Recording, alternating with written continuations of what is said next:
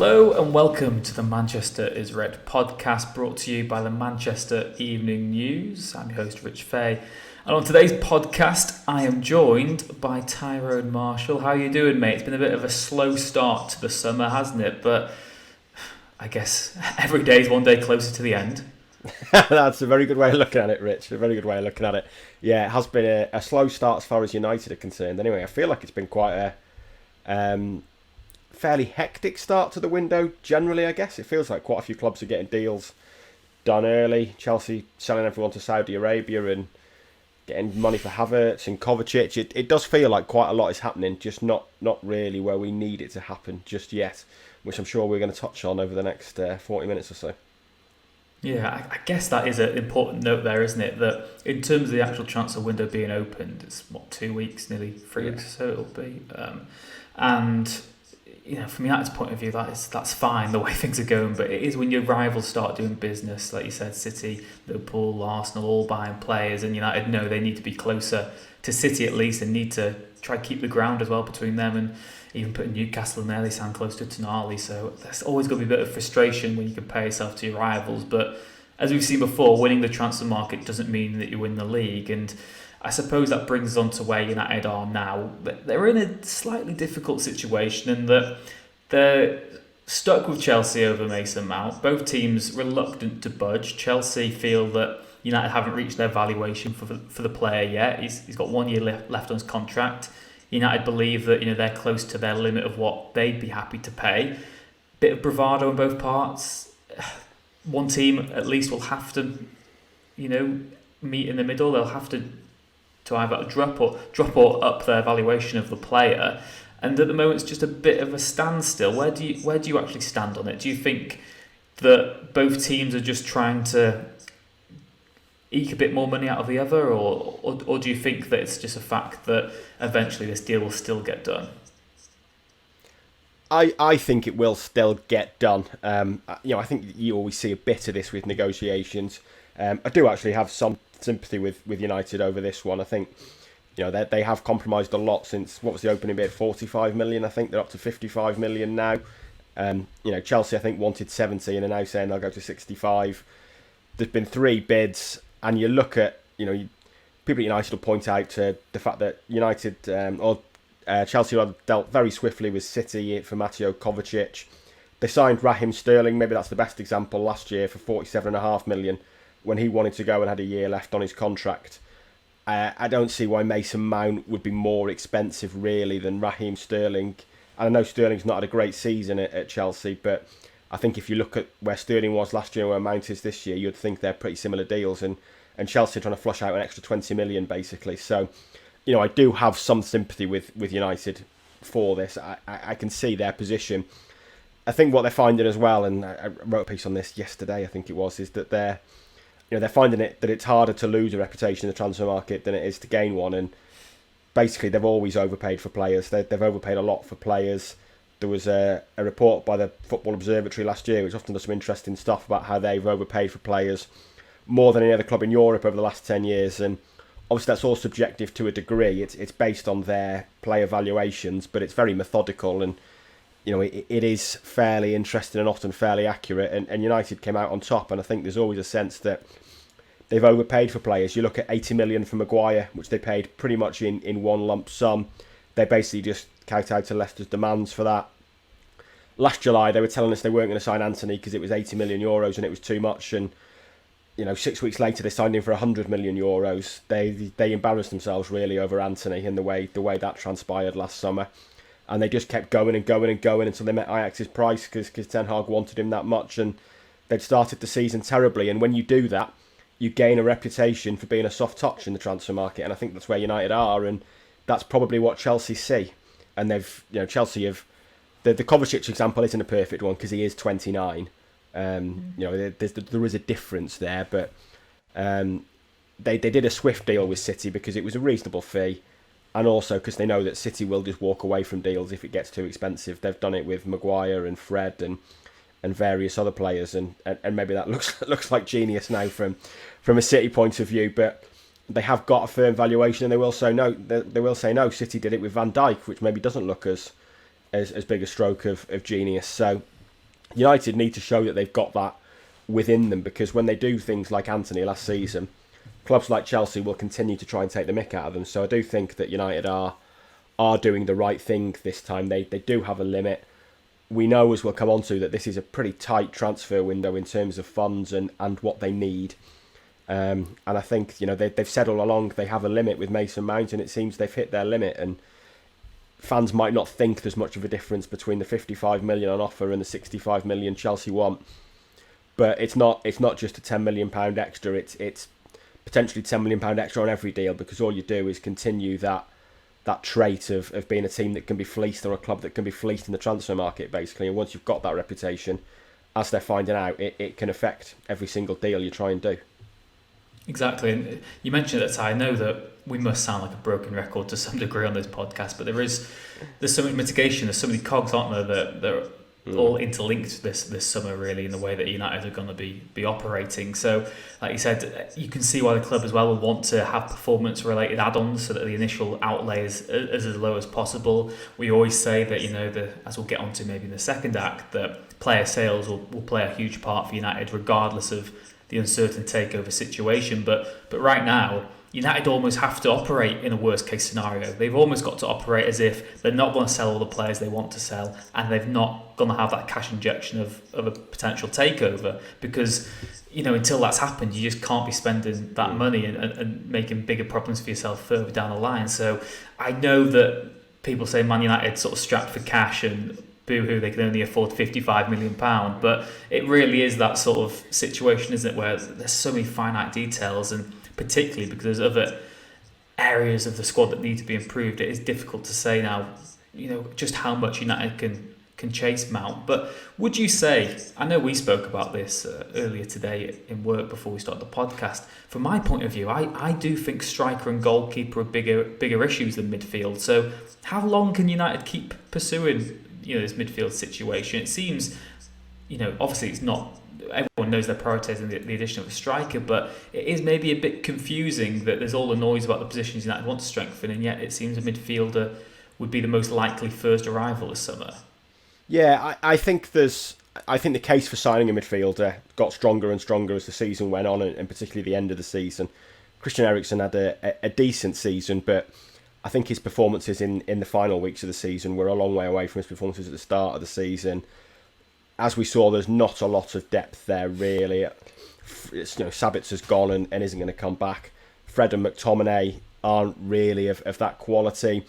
It felt like they needed a bit of energy and youthfulness in there, and I certainly sound like a broken record. I've said several times now that by September, that midfield of Casemiro, Eriksen and Fernandes is going to be 31, and 29, and you can't have them playing every week in a 55-game season. You simply need that depth, and you need a bit more energy. And I do think Mount ticks a lot of boxes. I wrote a piece the other day on how much Ten Hag liked him when he was on loan at Vitesse in Holland in five seasons ago now, 2017-18, and liked him so much he actually tried to sign him on loan the following season, and has followed him pretty closely from what I'm led to believe since then. And he is, he's 24, he does bring that kind of youthfulness and that energy, and you're then maybe looking at Eriksen as your fourth choice midfielder, and it makes a big difference. But it is, like you say, it is a balancing act, that they do need a striker, and we'll get onto that, but that's looking a lot more complicated than it did maybe 3 or 4 months ago, and the prices clubs are being quoted for strikers this summer are astronomical. And you're right that United have to probably work off the presumption at the moment that their budget is maybe 120 to 150 million. They can boost it with sales, but they have to sell players first, and they're not really in that situation. And they're also in that position, which again we'll come on to with David de Gea, where do they need a goalkeeper or do they not? It's kind of unknown, and I guess it's a compromise. You get the sense that Ten Hag trying to accelerate that kind of squad rebuild this summer, and would maybe happily sell 8 players to sign 3 this summer. You could envisage a scenario like that, which I think would actually be good news for United. But I can see why he'd want a midfielder. Like I say, I thought that the case got stronger and stronger as last season went on. You could offset it by selling Fred. If you bring Mount in for Fred at a cost of maybe 30, 35, 40 million, I think that's pretty good business. And I guess it's one where it's happening first, because in theory it should be the easiest one to do because he's out of contract. He doesn't want to stay at Chelsea at the moment, and he wants to come to United. So it's a deal that should be easy to do, but is proving more difficult than people probably thought. That's reassuring, isn't it? This is as good as it gets for United in the transfer window. It's only going to get harder on the other deals. Yeah. If not Mount, then Ty, who would you go for? We've all sort of had the speculation of who might be a suitable replacement. There's a lot of names floating about. Some of them not direct like-for-like replacements for Mason Mount. All maybe have their advantages and disadvantages. Some of them cost more. Some of them may be more affordable. There's proven options as players who you probably wouldn't have starting over Eriksen. United, we hear, have got at least 4 other players they've shortlisted. We know that they make a shortlist of players in every single position, and then as we keep on saying, as the variables, as the season goes on, the summer goes on, a player might not be available anymore, someone might come available, your budget might change, so the player you're looking at or have as your first choice is no longer accessible. Maybe previously someone you were looking at is now affordable, and I'm sure Frankie de Jong was put up for sale. United would then have to have interest back in him again. There is so much mitigation in the way United approach, and maybe even in terms of, as we said, the striker, you don't want to go too early because you don't know what might happen. But if not Mason Mount, who would be your choice then for United? We've heard Rabiot, we've heard Caicedo, a few other players, and you can bet that there'll be players like Mohamed Kudus and other players in the Eredivisie that Ten Hag will know quite well himself. Who would be your alternative to Mount then? Difficult one to call. I mean, the ideal alternative is probably Alexis McAllister, and you wonder if United are kind of kicking themselves now that they allowed that move to happen. I mean, maybe he was adamant he wanted to go to Liverpool, but this is a season where United have the option of Champions League football and Liverpool don't, and at 35 million it seems for a midfielder who can play basically every role really in that midfield. I mean, he looks an ideal alternative to Mason Mount, and it did feel like they almost swapped targets. I think for a long time it was expected that Liverpool would be the ones pushing hard for Mount this summer, and in the end they've signed McAllister. United are pushing hard for Mount and now finding it's a much more difficult deal to do. But I do think there's certainly similarities with McAllister in terms of that versatility to play as an 8, as a 10, maybe even as a 6. But obviously that's gone. But Caicedo is someone United have liked for a long time. We know they tried to sign him in January 2021 when he went to Brighton, and they pulled out of that deal because they described it at the time to us as too messy, and that there was too many agents and intermediaries involved, and it was hard to know who was pulling what strings. And you can understand why a club like United would think we don't need this hassle for a 19-year-old midfielder who's played 31 games. I'd also say on this tack as well, something that slightly annoys me is if he'd come to United, I just don't think he'd be the player he is now. Because 100%. I don't think he'd be given. He wouldn't have been given the opportunities. United, since that time frame, sacked managers. They've had Ranić in charge. They've been as messy themselves as that situation was. So I do think quite often it's easy to say, "Oh, we missed out on him, and look who he is now." But the whole point is, if he hadn't gone to Brighton, United might have just bought a £6 million flop or something. Someone who never quite fulfilled that potential. So I always try to put that caveat in. Yeah. I mean, I mentioned that in a piece I did on Caicedo this morning, when I basically said that United's recruitment team actually deserves credit for spotting Caicedo when he played 30 games in Ecuador and spotting he had potential, and maybe they are kicking themselves. But like you say, this is where you often hear talk, and we've said it as well, and it's an easy thing to say really, that the big clubs, the big 6 in the Premier League, should take a leaf out of Brighton's book or Brentford's book and be run like that. But the reality is they can't. Because if United pack their team with players like Moises Caicedo at 20, they will become like Brighton. And as good as Brighton are doing, United aspire to more. So, Brighton are better still. And are better, yeah. And Brighton, the league. Yeah, Brighton and Brentford are a stepping stone, basically, and are doing very well at selling themselves as that. But the fact is that a lot of these players that go there, and Ciso now, who's doing brilliantly, McAllister, Caicedo, if they'd have gone to a big 6 club straight away, they wouldn't have got the chances as early. They could have got lost in the system. You're right that there's absolutely no guarantee. And the fact is that those clubs, the United, Cities, Liverpool, Chelsea, those clubs can't act like Brighton and Brentford really, because they don't have the room to give players those opportunities, because they're playing their best 11 every week, and and competing for trophies, Brighton can afford to give Caicedo time to settle in. And let's be honest, he needed a long time to settle in. He had a fairly underwhelming, I think, loan in Belgium. He didn't get in a team for a long time, season before last.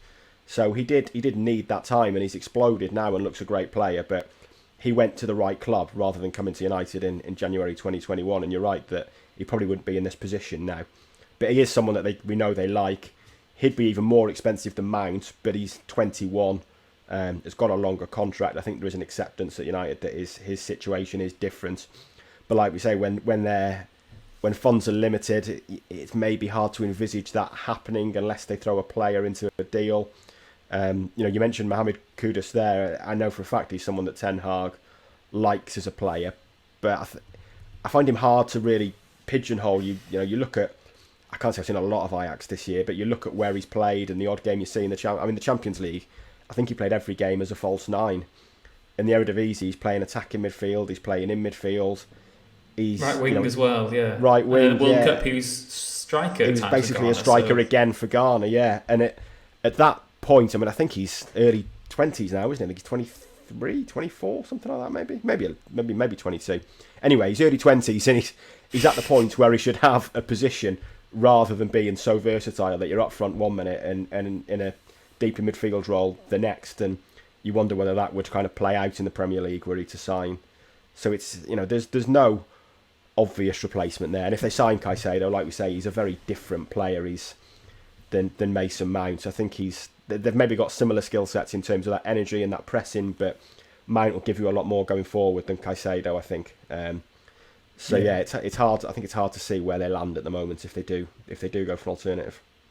Yeah. So in short, United's perfect signing would be Alexis McAllister, and they've already missed the boat on that one. So happy summer to United fans. It's going to be a long, long one. And as Ty said, Mason Mount's the easy deal to complete. So keep watching this space, and we'll see what happens. But thank you very much for joining us. Part 1 of the Manchester Red podcast. We'll be back shortly after this break.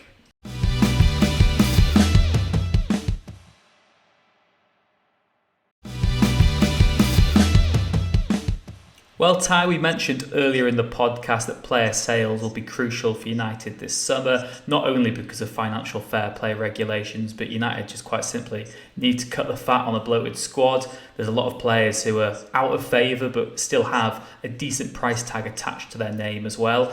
We've seen Ten Hag be ruthless with the fact Zidane balls off to FC Utrecht, a player who looked quite promising and had a lot more to offer, but Ten Hag just believed that he wasn't quite at the world-class quality he wanted from his young players. United have always, acted maybe a bit hesitantly when it comes to player sales. It's always maybe far easier said than done, though. I think we do live in this sort of video game world where you can just put a player up for sale and bids come flying in left, right and centre. It's not as easy as that. There's wages, there's representation fees, there's so much mitigation to it all. Often as well, some players don't want to leave, and if they're under contract, they're under no obligation to do so. Again, it's very easy to open up FIFA or Football Manager, list half the United squad, and they go, and then you've got a £200 million transfer budget waiting for you. You go and buy someone like Mbappe. Done, easy. In reality, it's going to be a lot harder than that. Yeah. Where do United stand on player sales right now? I know every year we see these articles of United could sell 13, 14, 15 players. The reality is it probably about 6 or 7 if we're lucky. Yeah, I think 6 or 7 is probably a good number. I mean, I think there's a dozen that they maybe could sell. That they won't sell all of them because that would probably leave them too short.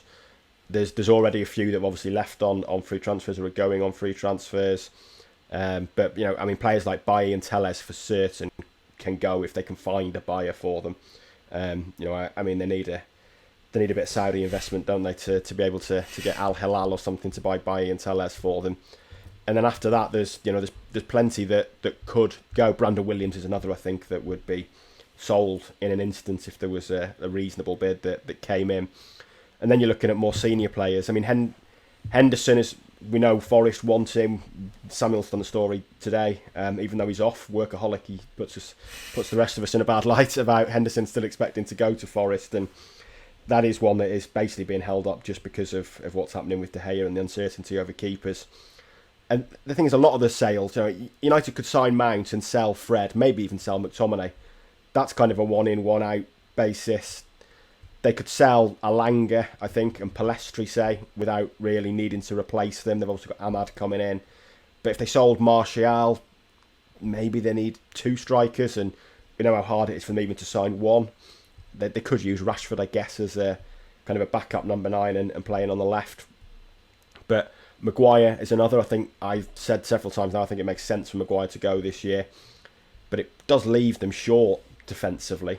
They'd then be left with 3 centre-halves, or 4, I guess, if you include Luke Shaw. Maybe they'd look to sign a versatile defender, somebody who can play left-back, and Shaw could basically become that fourth-choice centre-back. But, you know, Maguire's someone they could sell and probably would need replacing. Same with Martial.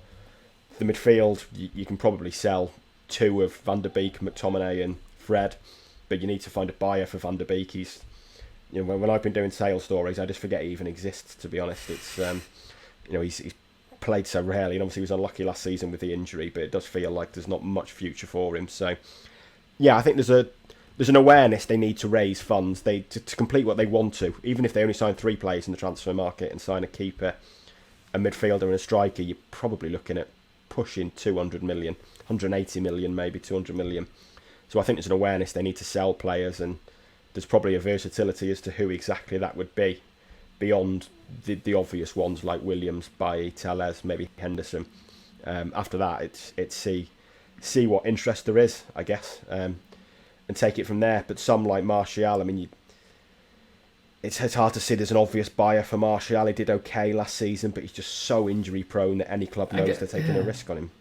I suppose the other factor as well, Ty, is until you've signed a striker, sometimes can you really afford to get rid of Martial? Because what if he goes and then United end up either not signing a striker or not signing the calibre of striker they intended to, and you've got to buy someone who's, I'm not trying to say the cheap option, you know, he could still be doing a good job, but what if you end up having to sign another Weghorst or an Igalo or Cavani, and you've then only got them and Rashford, who doesn't want to play as a striker and is best off the left again, and the problems perpetuate. And it's really fine, isn't it, that you need to sell some players to buy their replacement, but you're also quite reluctant to buy the replacement to sell them until you've got the replacement in. So there's going to be certain players who, although United want to sell, they might still be a bit greedy and a bit reluctant to get rid of, because, like I said, with Marshall, United just don't have the other options, do they? And I know it's easy enough to say go buy a striker, but everyone knows United need a striker. They'll need one even more so if Marshall goes.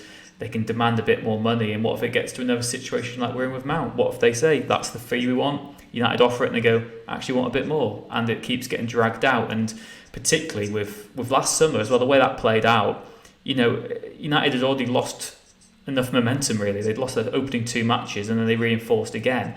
If United want to win the league title, they cannot afford to drop points in their first 2 league games, and you've got to have the right players in to do that. And you'd almost look at last season, the first 2 games, as the evidence that Ten Hag needs to be backed and backed now, because United can't afford to lose ground if they do really want to win the league. But again, to be very sort of flimsy on this, there's so many variables, aren't there? And you do have to have an element of sympathy with United, because there is so much to consider. There is, yeah, and you know, I think it is, you know, this won't get much sympathy from fans and especially online fans who are mad for transfer news at the moment. But it is hard, I think, to buy players when you're Man United, just because of that name, partly because of the reputation they've got, and that, of course, is their own fault. But they often speak of a United tax. I think there's a degree of that now going on with Mason Mount. I mean, I put in an opinion piece yesterday, if it was a different club, you know, if it was Liverpool that were after Mason Mount, would Chelsea have accepted by now? Or if it was Man City, would they have accepted by now? I think there's probably an argument that they would have, and that they're only pushing United for more because United are kind of seen as an easy touch, but also seen as that name. And we see it all the time. Every transfer window, there's 100+ players linked with United. Half of them are probably agents just using the name Manchester United to get their player out there or player a new deal. The name Manchester United sells, and it is difficult for them. I mean, I know for a fact there was I'm not 100% sure who it was, but there was a player, I think a young striker that United inquired about last year, of whom they knew there were bids of £15 million in, and when United rang up, they were told it was 28 million. And, that's when you say, when John Murtagh picks up the phone and says, "Hi, it's John Murtagh from Manchester United," that's what you often get. The calculator comes out and that extra 20% goes on. So it's not easy for United to do those sort of things. And I know we're going to come on to strikers in the next section. I mean, I really do fear for them when it comes for a striker search at the moment and who they get, because it just looks a really difficult market this summer. More difficult, I think, than we probably expected. So yeah, it is difficult. And you're right that if they sell Martial, and we're kind of seeing this, we might want to keep the next, but we're kind of seeing this with De Gea, that they could this week just say, right, that that's it. Thanks for 12 years of great service, David. You've been brilliant, but we're moving on. But then the pre-season starts then in a week or so, and they haven't got a goalkeeper. They haven't got a first-choice goalkeeper.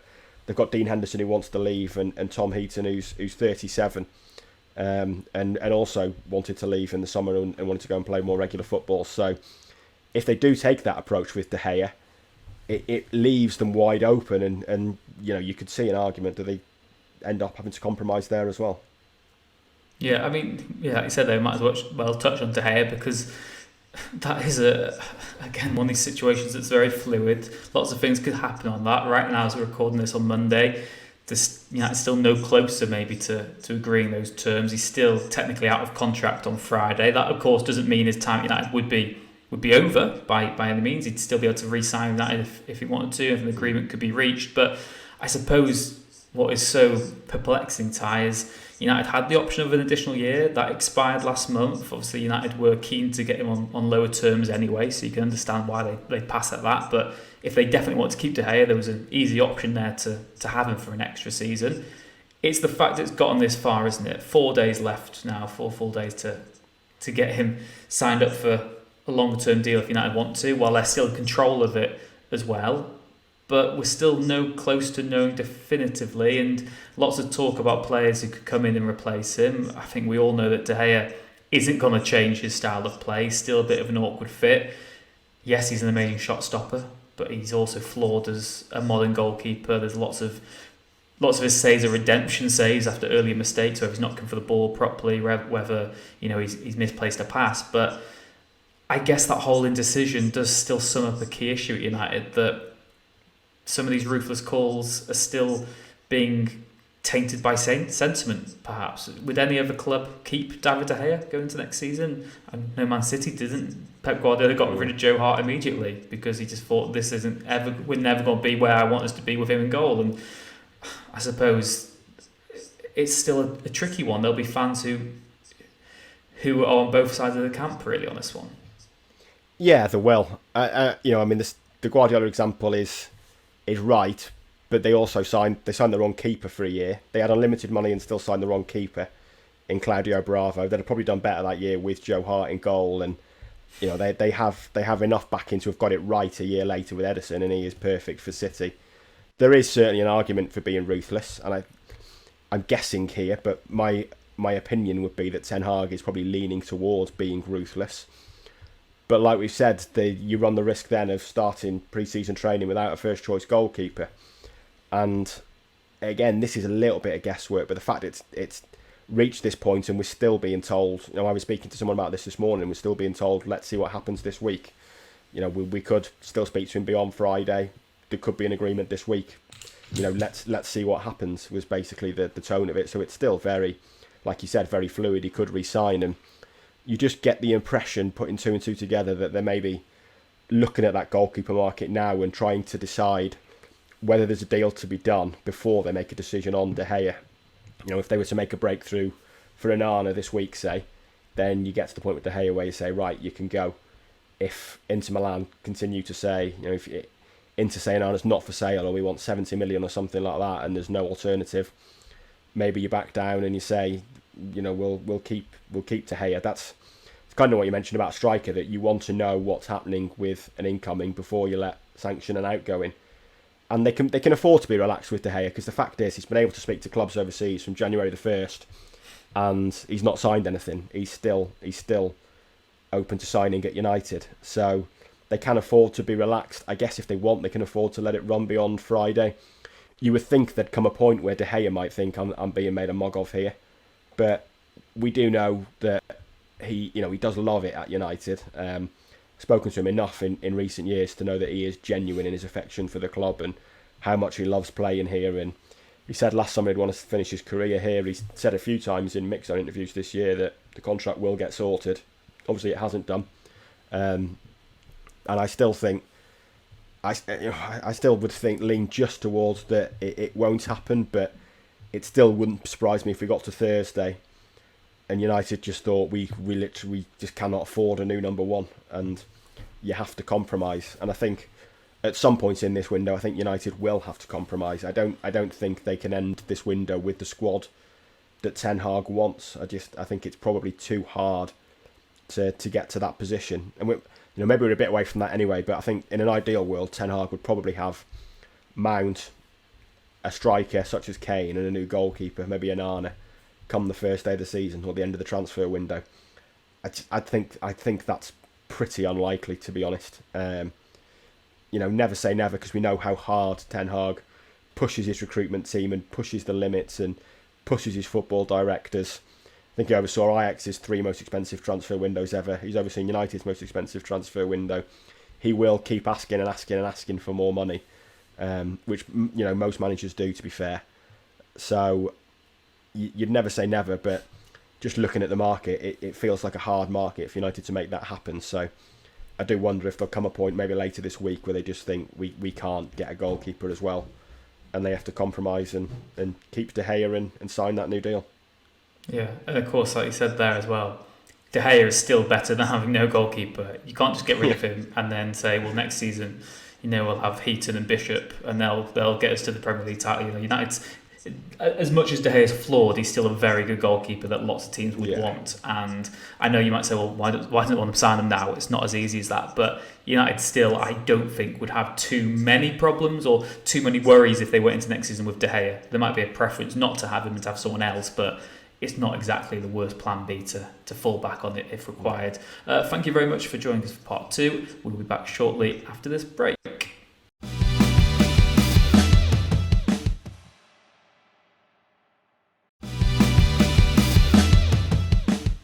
So Ty, we've almost covered all areas of the pitch there. Strikers, as we've mentioned, Anthony Martial's uncertain future does play a big part in this.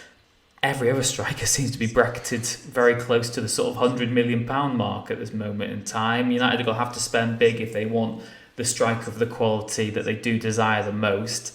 As we've said, that's far easier said than done. There's the uncertainty of the takeover, there's the limited budget, the fact they need to sell players, the fact that they still didn't know quite what to do with other players at the club. So it is complicated. We're probably repeating ourselves at this stage, but the striker situation, that is the priority. We've heard this for months and months. Everyone's known this, that if United could only sign one player this summer, it would be a striker.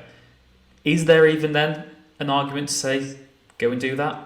If you've only got this limited budget, go spend it all on a striker, because they would have the biggest impact on this squad. Yeah, possibly. Maybe there is an argument to say, get Harry Kane first. Let's do that deal. If it costs 80, 90, £100 million, do that deal, see what's left, go from there. And then I guess you instantaneously become more attractive to players like Mason Mount anyway. Mount's perfectly happy to sign, but if you saw United already signed Kane, you might think, yeah, I need to be there, I need to push it with Chelsea. But for whatever reason, that's not the case. United have very much cooled on the idea of signing Kane. They seem to believe that Daniel Levy's stance that he just is not going to sell to a Premier League club is genuine. Yeah, I think there's an argument that you could at least try to sign him. I think it would need Kane to kick up a fuss as well, to be honest. I think it would need Kane to play his part. It was a mid-city talks, wasn't it, that he refused to for training? That, he did. Yeah, he'd have to actively push, wouldn't he? He would. Yeah. I always thought it felt like he backed down quite quickly in 2021. He refused to turn up for training, but then said it was a mix-up, and was very quickly back in training. And I think as soon as that happened, I think Daniel Levy probably thought, got him. He ain't going anywhere. And really, Kane should now be looking at what Erling Haaland's doing at City and thinking, here's what you could have won. If he'd have not gone back for training there, if he'd have gone on strike, and I know it's not a good thing to do. It doesn't really fit with Kane's image. I don't think he's that type of person. But this is a short career, and if he'd have gone on strike, if he'd have really, really pushed it 2 years ago, he could be at City now, and he could have just won a treble, quite potentially. And he's won, naff all basically instead. So I think he really does need to push it, and whether that's submitting a transfer request, refusing to turn up for training, refusing to play in pre-season, so be it. He's got to make it absolutely clear to Daniel Levy that he wants out. And I think he's within his rights to do that. And I think Tottenham fans would be accepting of that. He's given his best years to Tottenham, and he's been made a muck of by Daniel Levy, basically. He's wasted his best years at Tottenham. He's given them absolutely everything. They've given him absolutely nothing. It's time to go. And he can wait a year and see what his options are. But it's entirely plausible that United sign a striker this year who happens to be, say they signed a younger striker. They did do a Kolo Muani or Højlund who turns out to be brilliant. Suddenly they don't need Kane next year, and his options are more limited. So he's got to strike while the iron's hot, I think, and really kick up a fuss and try and make it happen. And if he does that, maybe United come back on board. But like you said there, the market just looks treacherous, really. I think we've been writing for 6 months now that it's probably between Kane and Osimhen, but the Osimhen talk has gone really, really quiet. It seems that he's probably going to stay at Napoli. De Laurentiis has basically said he's not going anywhere, and quoting astronomical fees. Like we say, United think Levy's being genuine when he says there's no chance he's going to a Premier League club. After that, Ten Hag has held video calls with Højlund. Højlund looks a talented player. He scored 9 goals in 33 games in Serie A. Has played for 3 clubs in 18 months, and they want 80 million euros. It's absolutely insane. It's mad money, that, and they're right to go nowhere near it. And then Kolo Muani maybe did all right in the World Cup, done fairly well in the Bundesliga, but to come from Eintracht Frankfurt, I think it is, and then lead the line for United is a massive step up. And I think what Ten Hag wants is a guarantee of goals and success as a striker in the Premier League, and I don't think Højlund or Kolo Muani offer that at the moment. So it is going to be very interesting to see where they go in the striker market, and it only strengthens the idea that they should push for Kane, that they shouldn't just say, well, this is Levy's stance and we think he's genuine. Slap a £90 million offer on the table, slap an £80 million offer on the table, just have a go, because at the moment there's no alternative out there, and it's hard to see at the moment where a breakthrough comes in terms of signing a striker.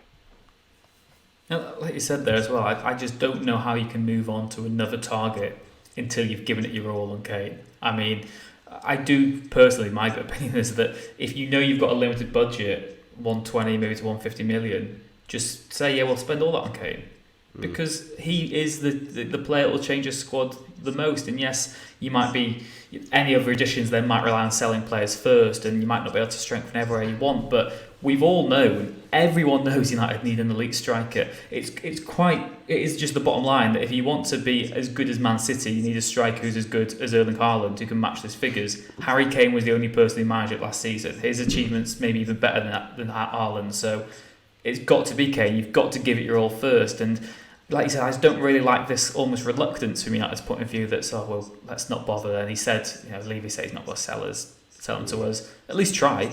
Because what's the worst that can happen? They say no, and then you've got your definitive answer. You've done everything you can to try and sign Harry Kane, and I think you just need to go all out for him first, and then reconsider, because signing just Harry Kane might not be what some United fans wanted, but it's hardly a bad window. That he is a world-class elite striker who would generally turn United into title contenders. Yes, they might then still not have the squad depth to go all the way and match City, but they'd be a lot closer than they were last season, you'd imagine. And yeah, I just think it makes so much sense, but it's maybe a lot easier for us to say in this position. The other concern then, Ty, as well, is that it did feel like at the start of the summer, a few months ago as well, before the window opened, that Højlund and Kolo Muani were being looked at as the cheaper, more budget-friendly options, but they're going to cost roughly the same as you'd expect the very, very top-end strikers to cost. If it does happen that none of those are available, United can't justify spending such a fee on them, what is the solution? Because they have to get a body in at least. Do you think they would go just literally a case of another Weghorst, another Cavani, just getting anyone who can at least play up front? Do you think there's anyone in the Premier League? Do you think there's any sort of wild card option that you'd go for yourself? I mean, the ideal one would have been Ivan Toney, but obviously that's now a total non-starter. Really, he can't play until January. I think he could complete a transfer, but I'm not sure United would see it worthwhile trying to sign him while he is banned. But I think he in terms of Premier League strikers, he's probably next best that's attainable. Ollie Watkins had a pretty good second half, or a very good second half of the season, to be fair, under Unai Emery, but it's a mighty step up to play for United. And after that, it's difficult. There's no one off the top of my head that I'm thinking is maybe in the 50 million price bracket that is worth doing. And maybe you do say, right, we'll sign someone for a season maybe to wait for Kane on a free transfer, but it's difficult to do that. I think I don't know who that would be, and you're spending a lot of money on someone who might then become your second choice striker. And there is, of course, the admittedly slim possibility that Hans Postecoglou turns out to be some kind of Wizard of Oz and takes Tottenham back into the top four and competing for trophies, and Kane thinks I'll hang around, I'll stay here and stay a Tottenham hero and try and win something and sign a new contract. It's unlikely, but not entirely impossible. So yeah, I don't really know. And like we say, it's the fees that are being quoted that make you balk, really, because there's no Højlund, especially, I think, is mad. Kolo Muani's obviously a little bit more experienced than that. Looks a good player, but it just seems to be a hell of a lot of money for a player who's the biggest club on his CV is Eintracht Frankfurt, really. And then in the Premier League, Ollie Watkins is the one off the top of my head. Beyond that, I can't. Paul Mullen, yeah. What a dream that would be. I mean, Wrexham in a position where they could probably ask for 50 million as well at the moment. The amount of cash you lot have got, yeah. So yeah, I don't know. But I suppose that's the concern, isn't there? You're gonna have to take a gamble, really, aren't you? Yeah, but and they're in a position now where we've said how United have these solid foundations. If they get the signing right, then they could be title challengers potentially. But then if you have to gamble on your striker, it just feels like you risk undoing all your hard work for another year. And that's the whole point. There's no one I can say, that I've got a strong opinion on who would be a good wildcard option. I mean, like you said, I think... I remember checking this. I think on the top of my head, I do think Arnautovic outscored Højlund last season. I would imagine. I think he started the season really well, Arnautovic, didn't he? I imagine he outscored him by November, to be honest, considering Højlund only got 9. This is going to be very elite podcasting while I Google live on air. Right? I mean, I'll throw a name. A shout out now. If you're watching us on YouTube, you can watch us do it in person. Live research. Go on, Ty. Who's your name? I mean, this won't happen for obvious reasons, really, but Roberto Firmino. I think it's pretty unlikely he'd sign for United, given his Liverpool connections. But this is a brilliant podcast in which we've suggested Alexis McAllister, Ivan Toney, and Roberto Firmino to solve United's transfer issues. Yeah. The Holy Trinity. Don't worry, John, your job's safe at the moment.